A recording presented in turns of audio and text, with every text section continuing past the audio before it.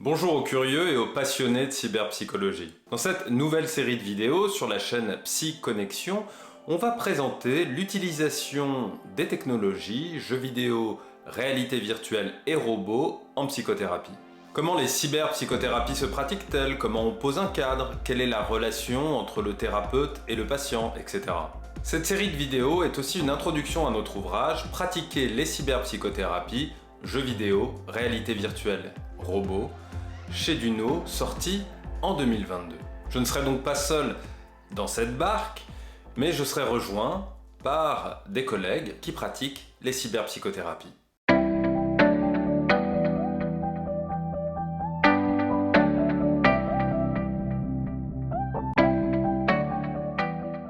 Alors, sachez que dans un contexte de cyberpsychothérapie, les technologies les plus employées dans le monde sont les jeux vidéo et les robots.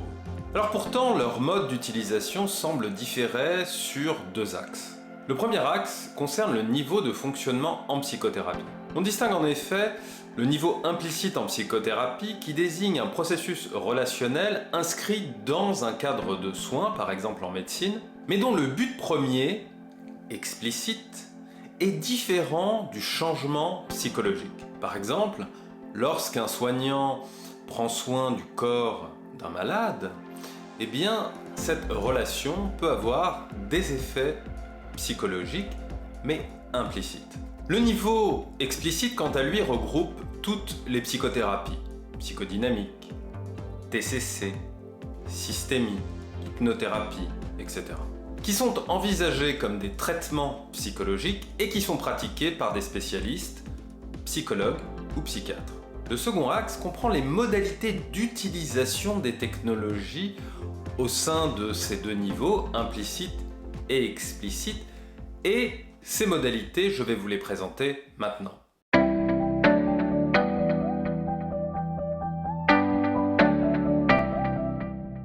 La première orientation dans les dispositifs concerne l'utilisation des technologies comme des objets thérapeutiques à part entière. C'est-à-dire que ce sont les propriétés, les caractéristiques propres des technologies qui vont être utilisées pour traiter des souffrances psychiques. On est donc clairement au niveau explicite des psychothérapies. Cette utilisation, cette orientation est particulièrement occupée par ce qu'on va appeler les serious games ou jeux sérieux. On appelle jeux vidéo sérieux ou serious game des applications informatiques qui combinent jeux vidéo et aspects utilitaires.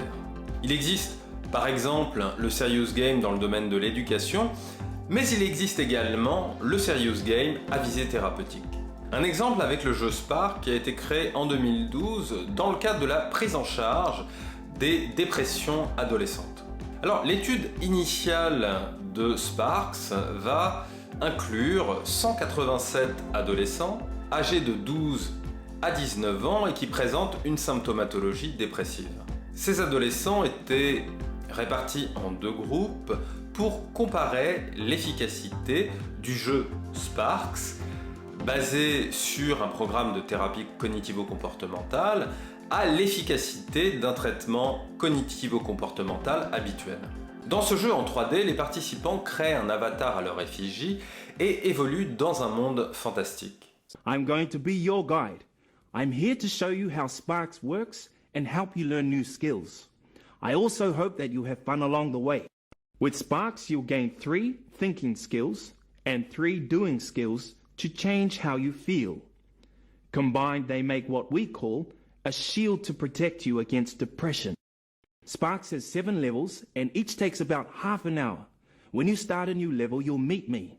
We'll check out how you are going and I'll let you into the game world where you'll be faced with different quests and puzzles.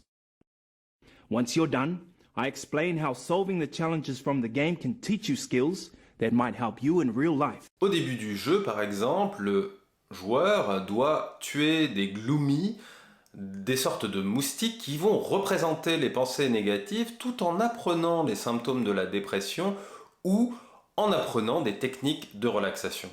Now take Tohokioi, the giant eagle, to the cave province.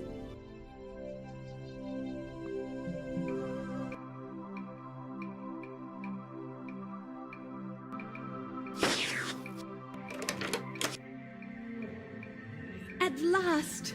My thanks. I've been trapped for so long. Follow me.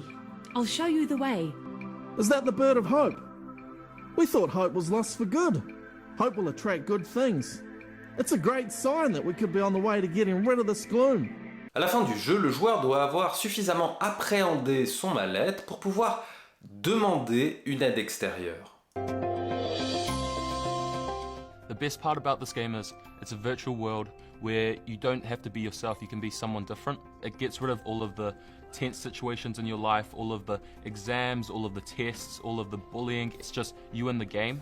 It's a self-help tool, so in a sense doing it in the comfort of your home, it gives you the courage to sort out your problems, face your problems, and may even enable you to take another step and talk to someone. What I think is really great about the game is that it takes what may seem like really huge and impossible problems and breaks them down for you into small steps you can take and makes finding a solution seem achievable. Après l'intervention, l'analyse par protocole montrait une amélioration significative des symptômes de la dépression.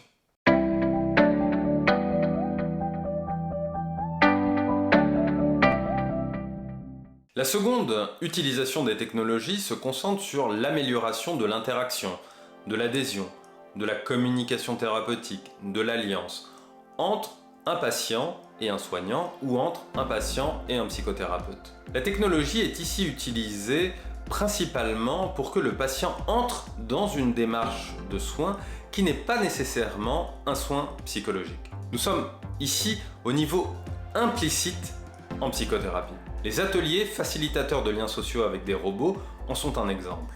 C'est le cas par exemple avec le robot d'assistance émotionnelle Paro qui a l'apparence d'un bébé phoque. Paro, c'est un robot qui a la forme d'un bébé phoque harpé. Donc, il a été créé en 1993 par un japonais, Takanori Shibata. Il en existe environ 1000 dans le monde et moins d'une centaine en France. Donc il a vraiment toutes les capacités qui font de Paro un robot. Donc on dit que c'est un robot social ou un robot dit émotionnel. Il est notamment utilisé dans les EHPAD auprès des personnes atteintes de la maladie d'Alzheimer. Il est peut-être content d'être avec vous. Ah bon? Oui. Regarde. Oui. Oui. Oui. Je vous le mets dans les bras? Si tu veux. Si je veux.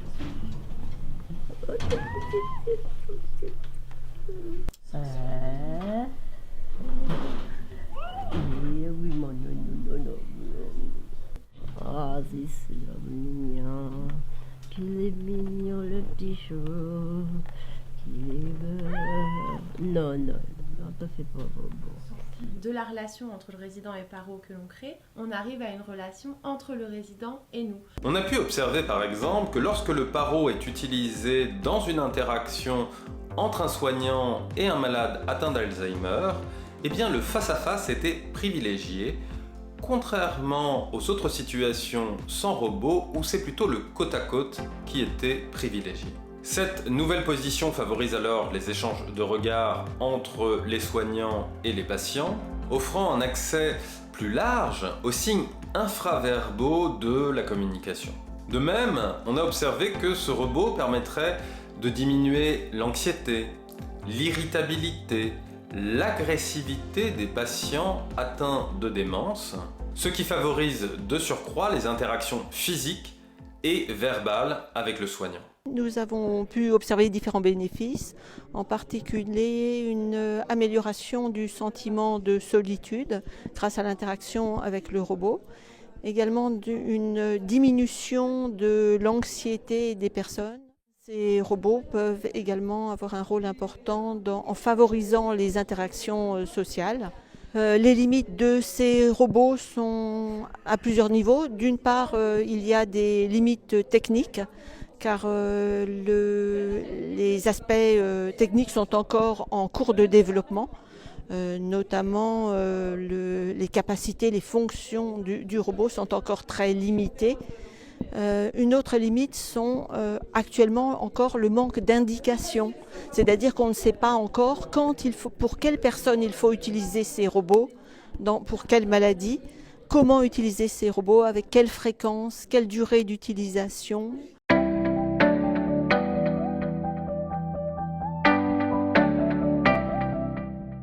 Enfin, on peut utiliser les jeux vidéo et les robots comme des médiations thérapeutiques. Cette utilisation se déroule en particulier dans le cadre de psychothérapie analytique et psychodynamique. Et cette utilisation croise le bénéfice des deux premières utilisations que je vous ai présentées. En effet, la technologie est à la fois utilisée pour ses propriétés, mais aussi pour encourager la relation d'alliance ou de transfert. En revanche, à la différence des serious games, la technologie n'est jamais considérée comme thérapeutique en elle-même.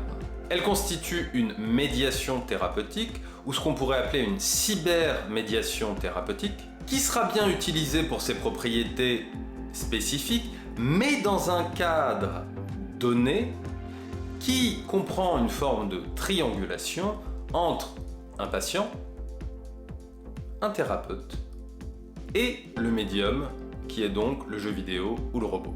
Cette utilisation appartient donc bien au niveau explicite des psychothérapies. Alors, donnons un exemple de ces médiations thérapeutiques, de ces cybermédiations thérapeutiques. Dans une institution de soins psychiques, on construit un atelier thérapeutique de groupe avec les jeux vidéo. Le dispositif comprend un groupe de 4 adolescents avec des problématiques psychiques singulières, comme des difficultés dans les échanges intersubjectifs. Les professionnels sont psychologues ou psychiatres, éventuellement accompagnés de stagiaires de ces disciplines. L'atelier commence par un temps de parole libre de 15 minutes par exemple. L'atelier se poursuit par 1 heure de jeu vidéo. Enfin, l'atelier se termine par un temps de parole autour du jeu vidéo, mais aussi sur les interactions qui se sont déroulées entre les participants autour du jeu vidéo. L'atelier offre donc la possibilité d'un échange intersubjectif à partir d'une médiation partagée par de très nombreux ados. Au fur et à mesure des séances d'atelier, le cadre contenant assuré par les cliniciens et par l'institution permet, lors des temps de parole et lors des temps de jeux vidéo, d'élaborer des contenus plus intimes. En effet, les psychothérapeutes invitent les patients, dès la mise en place du cadre, à évoquer des problématiques plus personnelles, ici par l'intermédiaire d'une médiation qui rend leur communication plus supportable, notamment dans le cadre de traumatismes. Par exemple, un patient va faire le lien entre un morceau de sa propre histoire et l'histoire qui se déroule dans le jeu vidéo. Ce qui pourrait être l'occasion pour un autre patient d'être relié à sa propre histoire, et le clinicien pourra en faire l'observation. Dans cette situation clinique, le psychothérapeute accompagne alors le ou les patients sur le chemin de la compréhension de leurs problématiques psychiques, par exemple de leur traumatisme. La technologie devient alors le support de la création d'un espace de créativité potentielle dans un cadre plutôt libre et flexible. Voilà, je vous ai présenté les 3 grandes utilisations des jeux vidéo et des robots en psychothérapie. C'est la fin de la première vidéo de la série PC.